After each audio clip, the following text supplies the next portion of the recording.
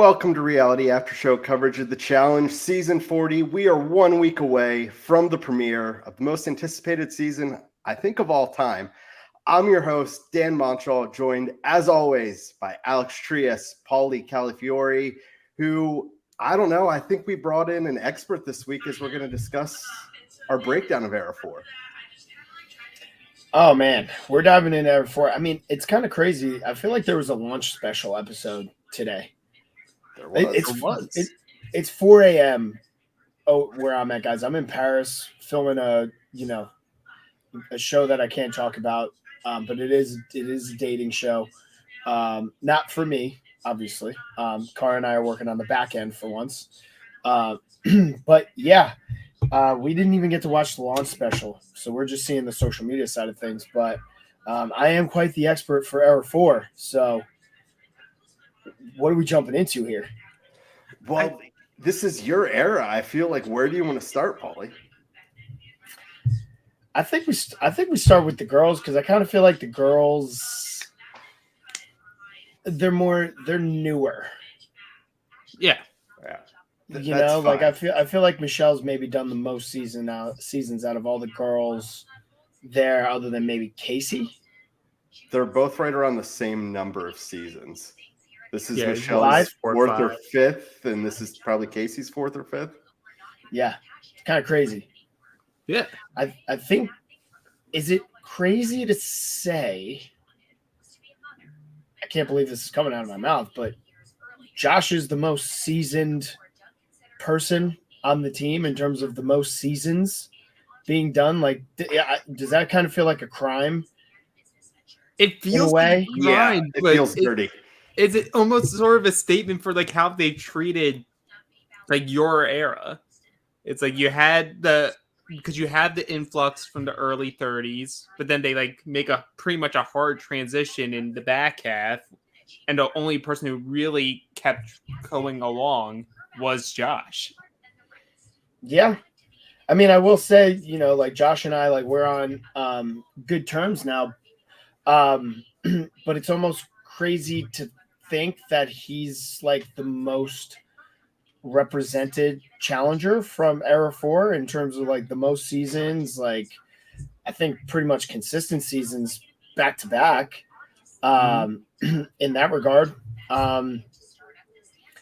Yeah, it's a little wild to think about. I don't know how I feel about it. Just because when I look at the characters that have existed in Era 4 and I look at the potential, competitors, do I sit there and feel like more people on Era 4 should have more seasons under their belt? Yes. I think Theo has what? I think this is only his fourth. This is his fourth season. Fourth amongst all the franchise, yeah. Yeah, like that's kind of wild to me, because I'll let you in on a little secret about like the early day Era 4 people. Like, when I came into the building and like when Theo was into the building and all that stuff, War of the Worlds 1 and 2 were so hard, and the competition brought in was so good that everybody's favorite OGs who were doing the shows at that time were complaining to production, essentially saying the game is way too hard and the new people you're bringing in are way too good. We are just not trying to compete like that anymore. Like, I'm not even fucking around. Like, the watered down version of the show that you guys have seen, I blame them, because they basically cried and was like, it's not fair that you're bringing people who made the Olympics as sprinters and like a Turkish assassin and people like this, like on the show, like we're not what we used to be. Like, we're gonna get hurt. You need to either make it easier and like, I remember being in rooms where like phone calls like that was happening. I was like, ain't no way like they can talk to people that way. And the other side of me was like, and no way they'll listen. Yeah. To my surprise, Josh is the most represented male on Era 4. So, ipso facto, they listened. Which is still funny because I did get to watch the episode 0 today, and Josh hasn't really represented it across the hour. You get some shine, Theo gets some shine, Olivia, Nerese, tiny bit of Michelle, but really like that's it from like your group in that episode. But the thing that really highlighted is more so the back half when more Big Brother and more survivors start flooding in. And it's the era two, era one saying like that those are the dangerous people. Those are the people that have like changed the game because it's that new strategies that the challenge wasn't actively showing. The new strategies. The new strategies. The new strategies. The new The strategies. new strategies. Everybody plays the same strategy. That's what's always so wild Yeah. to me is like the level of gaslighting that goes on from like the older generation to the younger generation is insane. It's almost like projection to a certain point. It's like they'll sit there and be like, watch out for these people. They play this certain way. And it's like, yeah, okay. And we also have watched Wes, Bananas, and CT play since like the beginning of time. Yeah. So like you guys are like the pioneers of like reality competition shows. Where do you think people who played Big Brother probably picked up their tricks and techniques, right? Like we didn't just watch like Dr. Will and freaking Boogie and be like, oh, that's it. Like this is the best strategy to win reality TV shows. Like we've kind of watched those guys for a while. You know, well, and it's also just it's also always just been a numbers game. There isn't really anything else you can do to combat the numbers. So yeah, that is funny where it's just like new strategy. It's just like, sure, they may go about some of the things they do in the house differently, you know, coming from Survivor, Big Brother. It's more of not you, Paulie, but I'd say everyone else is more of the whispers and doing stuff in the shadows rather than out in the open. But it still comes down to, can you get the most numbers on your side? I can see that for sure, but some of the best challengers operate in the whisper zones. The only difference is they also know how to make the TV moments out of it. Okay. Like, and we talked about this with Bananas and CT, like what make them so good and their game so good is they operate in the shadows. They whisper, they drop a little piece of something in a quiet room, and then they don't talk about it out loud. They're rarely seen on camera talking about it until it's time to make that TV moment of the plans coming together, time to stick them. Right. The difference between them and like Big Brother and Survivor people is Big Brother and Survivor people will do all that whispering, not make the TV moment because they don't want the glory for it. They just want to be able to use that same strategy again and again, season after season, which is what almost makes like the challengers and like the OG challengers a little bit more dangerous because they haven't just created the game, but they're also able to take it game from game, and they kind of know how to almost leverage business and stretch it across multiple seasons, which is something that the new people really like. We don't have that kind of currency, which puts us at a disadvantage. It's like we don't have the currency to sit there and be like, hey, you know, like we've got history. Remember all these times? It's like, no, we have to almost like use the cards that were dealt, which is like get in there, survive as much as we can, fuck over as many people as we can, and hope that it doesn't bite us in the ass. But the only difference is the old people have the ability to sit there and be like, hey, no matter how much we fucked each other over, we should band together, because if we don't, the new people are going to pick us apart, and then we don't have jobs anymore. And I think I kind of like proved that on War of the Worlds and War of the Worlds 2, War of the Worlds 1 and 2, when I banded together all the new people and was like, yo, we should go after these older people because they're just going to pick us off, and then we're not going to have jobs. Right. You know? Yeah. And that's kind of what they do. And the new people kind of carry shit over from season to season. It's like, hey, are you guys like not seeing down the line? Like, yeah, we may fuck each other over in these games, but for the first part of the game, we really should band together here. Absolutely. But now getting back into the mindset of your group, I want to get from Paulie's perspective. You're finally on location, that you know your team is your team.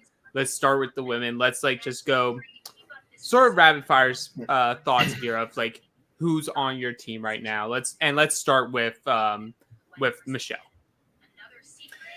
Okay, so Michelle, I like Michelle as a person. Her and I are friends in real life. From a game standpoint, very shady, very snaky. She she's very likable, right? So like she has the ability to put people at ease, almost in like a I don't know how to put this without coming across the wrong way. She knows how to essentially be submissive all the time in order to like lull you to sleep. Like, oh, I'm just so submissive. Like, I would never, like, I just love you and I just do this and I just do that. And like, we can like do this. And do you want to make out or do you want to do that? But she's moving all the chess pieces in her brain. Like she's a chess player, 100%. Like you don't do as well as you did on Survivor if you don't have those tools moving, because that's social game mixed with a little bit of competition. She's proven she has the ability to win. She's proven that she has the ability to win eliminations. And she doesn't really have to rely on her daily wins at all because her social strategy and her social game is amazing. I mean, you look at 39, she had the entire cast eating out of the palm of her hands, like the entire cast. You know, the last time somebody did that was War of the Worlds 2. Yeah. And not only were they eating out of the hands, it was Michelle and Jay running it together. Once she left, it became how evident, like, oh no, this was Michelle that was holding this all together. Jay was just brought along for the ride. 100%. Michelle ran that game start to finish, and what's mind-blowing about it is she ran it so well that nobody was getting upset at her. Like nobody even thought to get upset at her until, like, you know, it got down to the nitty-gritty, and it was kind of like the Nerys, Horacio, Kylan just being sacrificial lambs until the end. But you know, to her credit, she does it with style. She does it with grace. Very dangerous player. Very dangerous player. Just because of her ability to win eliminations and her social strategy. Mm-hmm. Absolutely. And I'll finish it up with I actually, in a different sense, find her as a entertainer, somewhat similar to what you were in the early 30s, because she demands the screen time without really needing to do it. Like you just have that. Maybe it's a New Jersey thing. It could be just a New Jersey thing. Dude, it could be a Jersey thing. She does have that presence on the screen. Like, I know she's not going into seasons with storyline in her head, but it just happens to surround her. Yeah. Yeah. And then you mentioned the next two people, so we'll talk to about them together, and that's obviously Olivia and Nerys. We know going into 39, at least from a viewer's perspective, they're coming in with their beef. How everything ended with 39 is ugly. We saw some of the stuff online prior to casting for 40. What are your thoughts seeing both of them there? I mean, this is, you know, looking at it objectively, I sit here and I look at the girls on Era 4, and, you know, Nerys and Olivia are no exception to this rule. I look at all of them as very strong competitors. I'm looking at my team being like, take experience off the table, right? Take the ability to say, XYZ has done X amount of seasons and made X amount of finals and won X amount of times. Take all of that off of the table. The girls on Era 4, probably the strongest in the house, right? All together, we're talking like brain-wise, like well-balanced, right? Yeah. There's not really one person that, is too far below the radar where it's like this person drags it down, first person to cut. The girls on Era 4 are just like, they're stacked. And if they had more experience, they would have that same kind of resume and respect as the older women have. But the fact that they just don't is their only downfall. And the only problem with Nerys and Olivia will be, can they bury the hatchet? Because that could be detrimental to the team. But as far as competitors go, I mean, Olivia had 2 absolutely insane seasons. So I'm pumped about that. Nerys had, not so much good luck on her first season, but second season came out absolutely swinging and dominant. Yep. Yeah. They're both really strong competitors. I think personally for me, it seems a little weird. I get it. It's always your attention. You're thinking about the last thing you just saw. So we just saw 39. I didn't think we needed Michelle, Olivia, and Nerys all for 40, especially given the point that you want to kind of manifest and have Nerys versus Olivia as a main storyline in a future challenge. And are we really going to get that in 40, or is it going to be buried because there's so much other stuff going on that I almost feel had say this was season 41, 42, where it could have been a main clash throughout the season. Now maybe it just gets brushed over, and who knows where they are now. But next time we see him back on the screen, it's not going to be what it was going into this. Well, I mean, that's my biggest concern when it comes to like Era 4 is the OGs can come in, be on the same team and have beef with people and be like, hey, we still got to get the job done. Era 4, like, you know, we're inexperienced. So like we may let that or we may not, but I'm just speaking objectively here. That could be something that is detrimental, right? You saw, you know, clips on 39 where like people were accusing people of like, oh, are you throwing this? Are you throwing that? I could see a lot of that being the case because there isn't enough time that we've played with each other where we could just sit there and be like, no, that's just how that person performs. You know what I mean? A lot of the other eras have that kind of experience where, you know, the people that I think have played the most seasons together on our team might be Josh and Casey. Mm-hmm. Yes, so absolutely. They're the only ones that kind of maybe truly know each other's game inside and out. Like I've done one season with Michelle. I've done 2 seasons with Theo, 0 with Casey. Did 4 seasons with Josh, 0 with Kylan, 0 with Nerys, even though Nerys is like one of my good friends from like years. Love that girl. She's one of the realest. Never played with her. Never played with Horacio. That right then and there, right? Having, you know, somebody that like I did the seasons during the time where it was gritty. It was, you know, I was with the friggin' legends while they were still closer to their prime than they are now. And that's not a knock at them, with the exception of Jordan.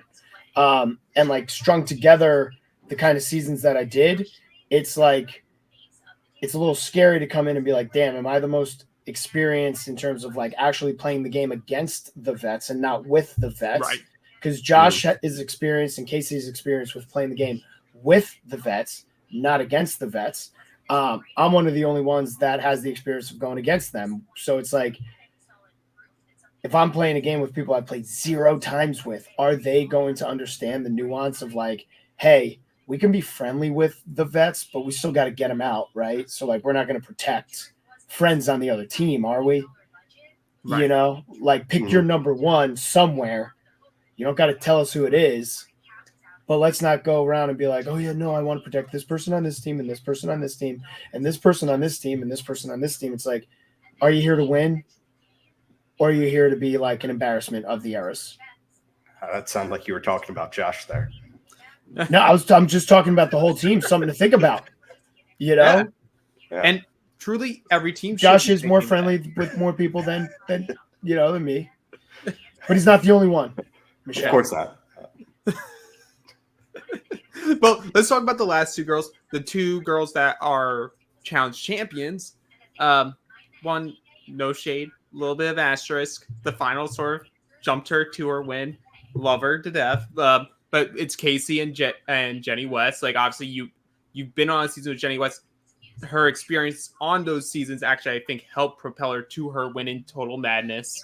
Obviously, Casey wins hers in Spies, Lies, and Allies with CT. Yeah. So they know how to get it done. They both have track records of going far into the game. What are your thoughts on them? I mean, they're good. They're beasts of freaking athletes. And the thing is, they're good and nobody really looks at them as a threat, even though they are a threat. So that means that they're also like extremely personable. You know, like Cara doesn't have the grace of walking into a house and being like, hey guys, like, yeah, I'm this physical threat. Don't worry about me.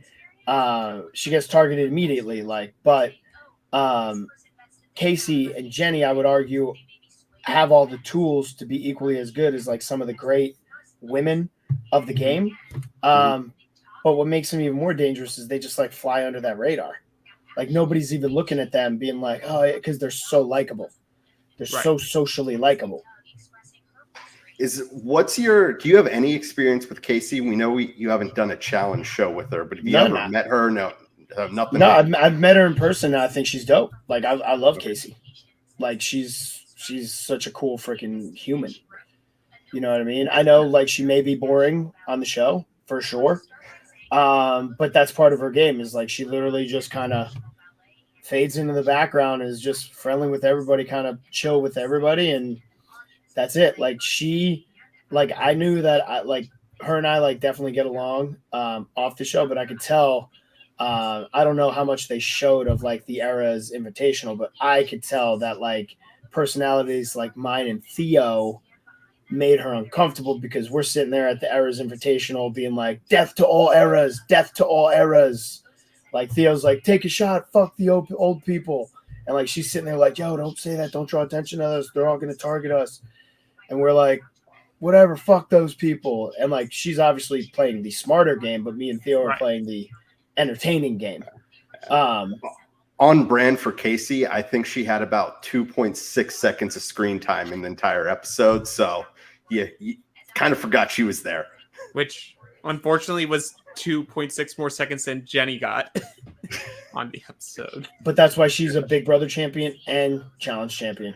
Yeah, absolutely. And I will say there is an entertaining side of her. We obviously see it on her own social media, but also in World Championships when she started to have her back against the wall, when she had someone that she was really annoyed with.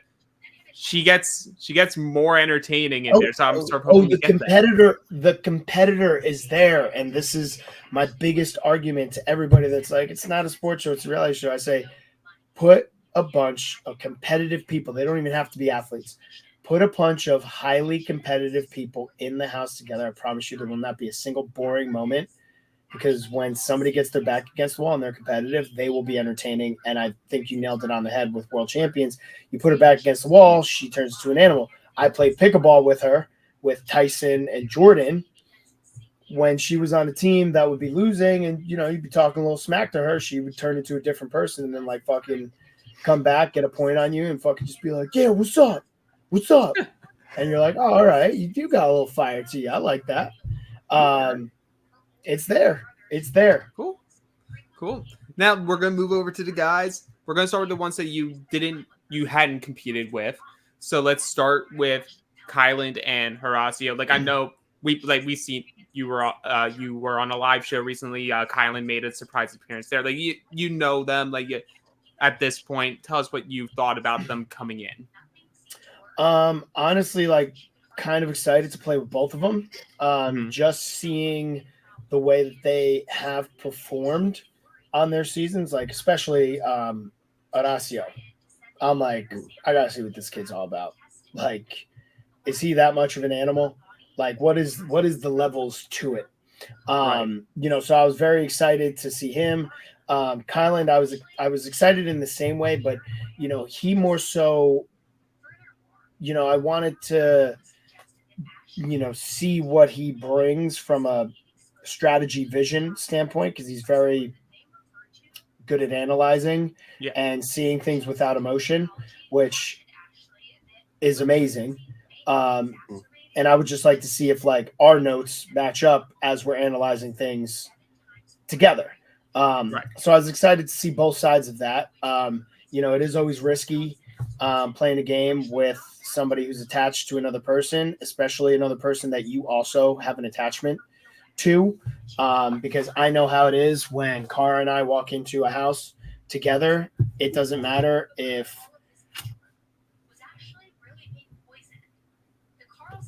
for instance, just look at this cast.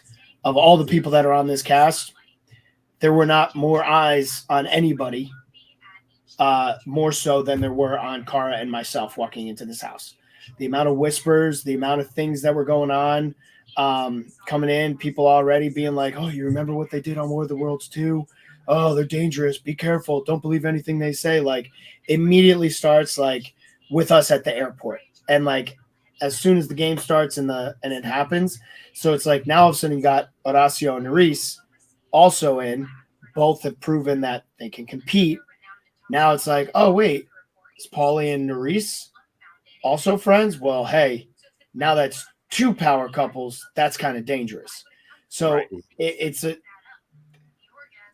I love seeing Horacio there, but I almost like wish they were split up on different teams, or it was like individual. Because having like a couple on your team, it's a little bit of a different dynamic. Like me and Cara are split on teams, Right. so it's like, you know, I kind of have protection on Era 2's side. She kind of has protection on Era's 4 side.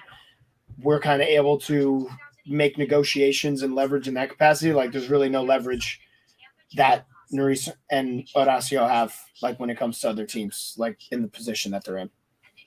For sure. Now let's move on to, we'll save Josh. So Theo, your rival. They showed the clips. They showed all the clips. Well, they show a few of them. We got a little montage of it. We got a little montage. Yeah. All right, man. I'm gonna have to go back and watch this episode. I mean, listen, I'd rather have Theo as a rival than Josh. Yeah. Or I do love Josh. Like that's my homie now. But it's just like Josh and I were never really meant to be rivals, if that makes sense. Yeah. Like we were never meant to be rivals. You know, Johnny and I never actually considered us rivals on seasons because I never personally wanted to have a rivalry with somebody that much older than me. Like I didn't want to have like the TYB shtick of like, yeah, fuck bananas. Like I was like, nah, I'm just doing this because you're being mean to me. You know what I mean? Like, yeah, that was that whole thing. But like people like Jordan, people like Theo, those are the kind of people I love having as rivals, whether I work with them or I work against them, because it just makes the show that much more fun. It makes the show that much more, okay, I really got to be on top of my game because if I slip up, this person's right there. So he was much thicker than I remember him. I think last time I saw him on War of the Worlds 2, he was like 200 pounds soaking wet. And I always just called him a lanky stream of piss because that's what he reminded me of. And I think I called him like I forget.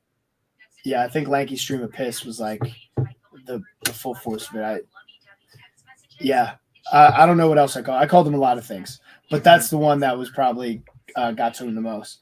But he came in probably like 245 pounds. So I'm like, all right, well, this motherfucker is big, which means I don't have to worry about his cardio being anything.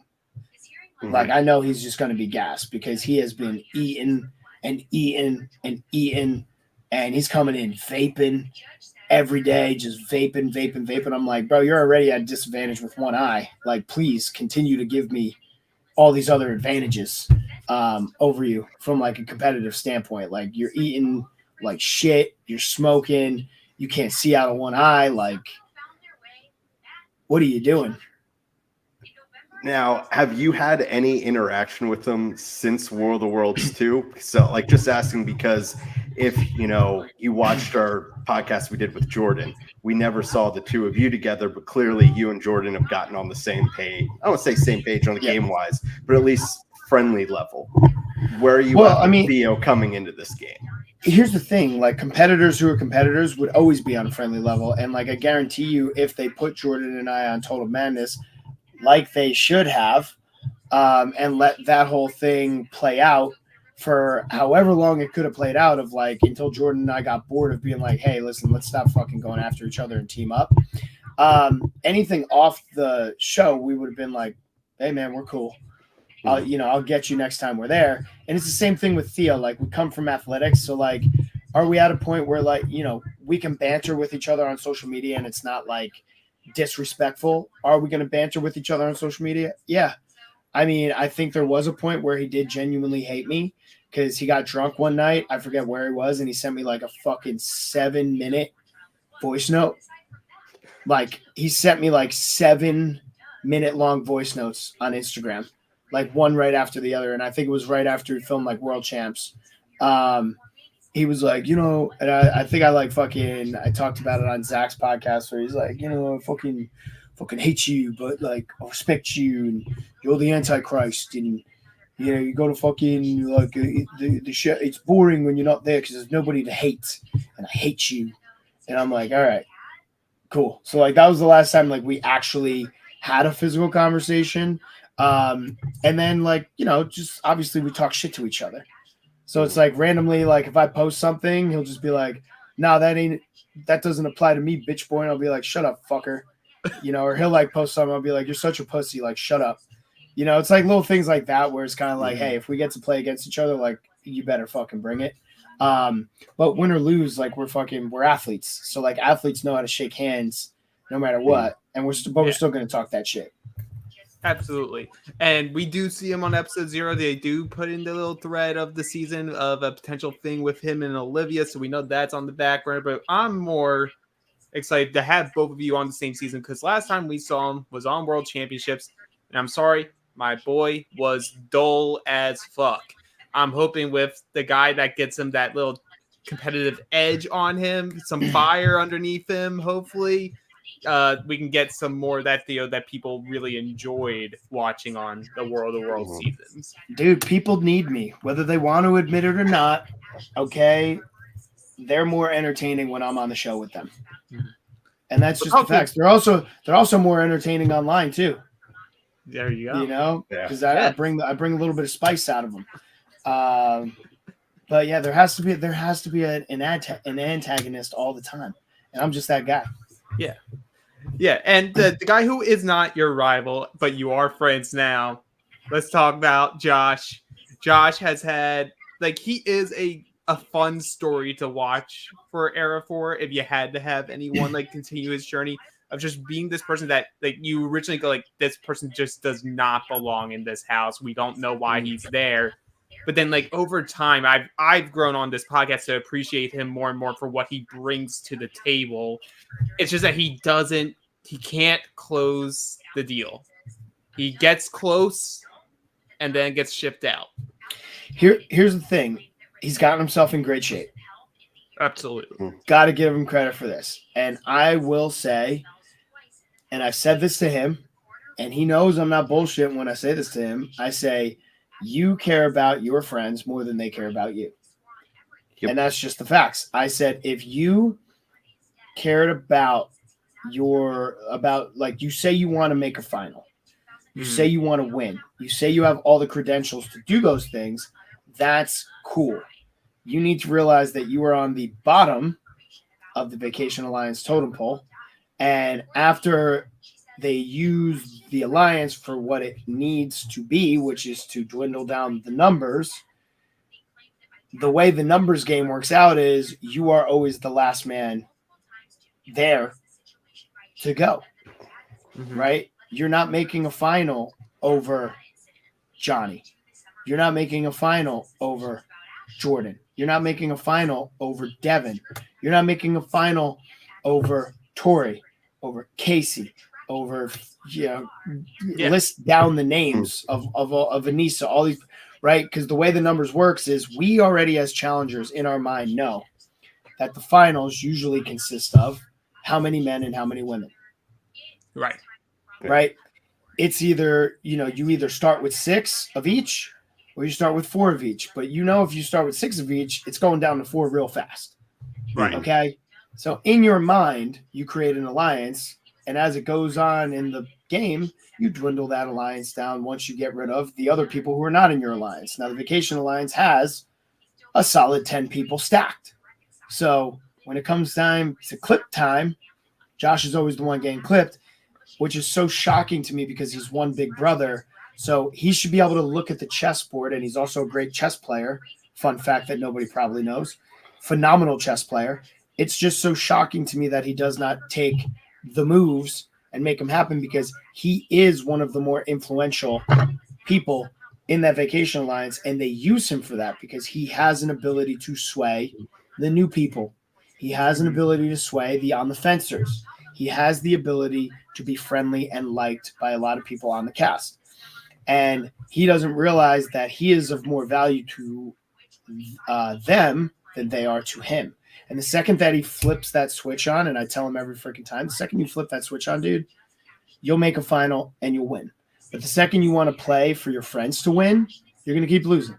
And credit to you, that's awesome. But you can't say you want to make a final and win and also lay your game on the line for other people. Those are two contradictory statements.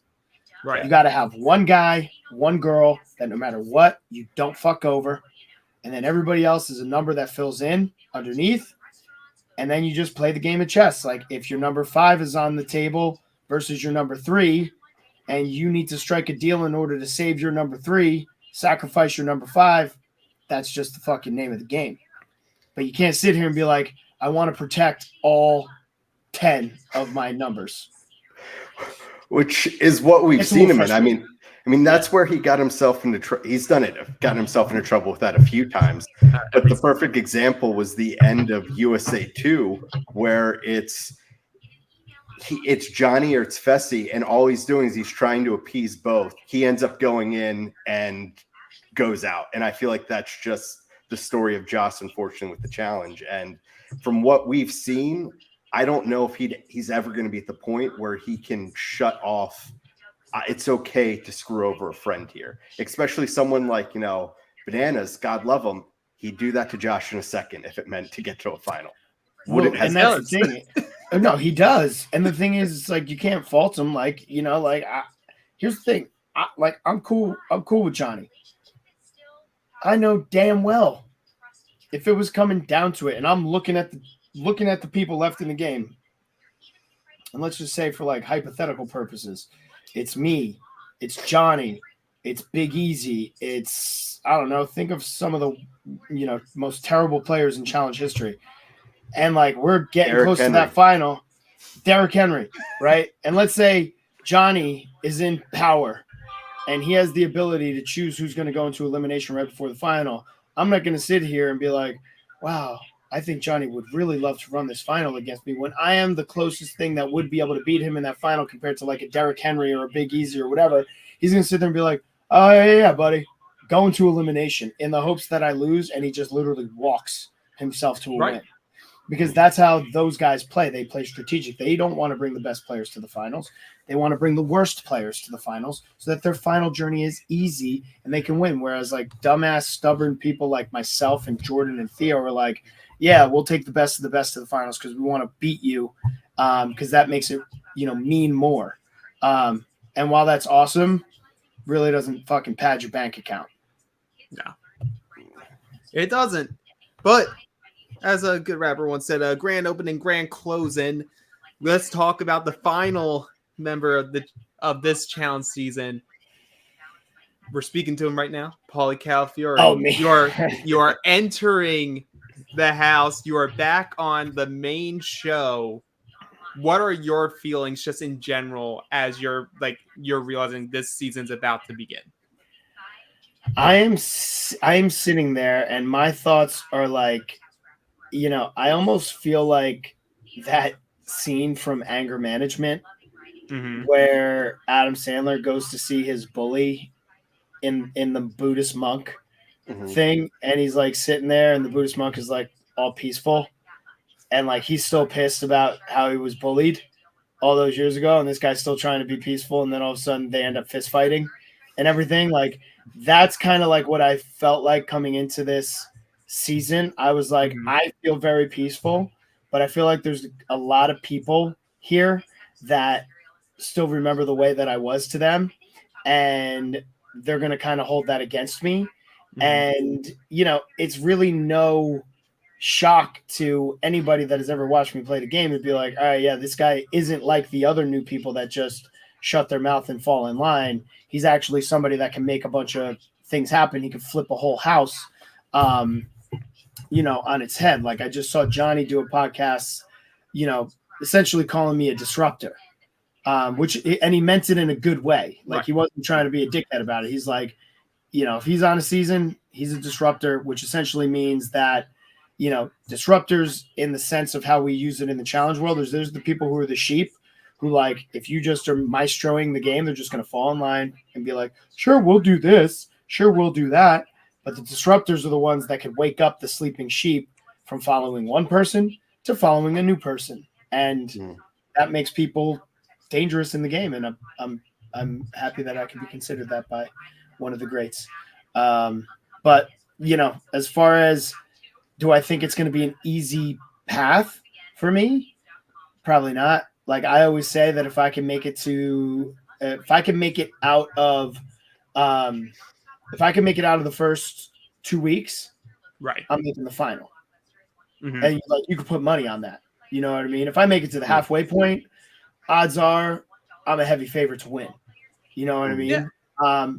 But like with USA 2, as you see, like, as I, because I was sitting pretty on USA 2. If I don't go home right then and there, like, I'm walking to that final.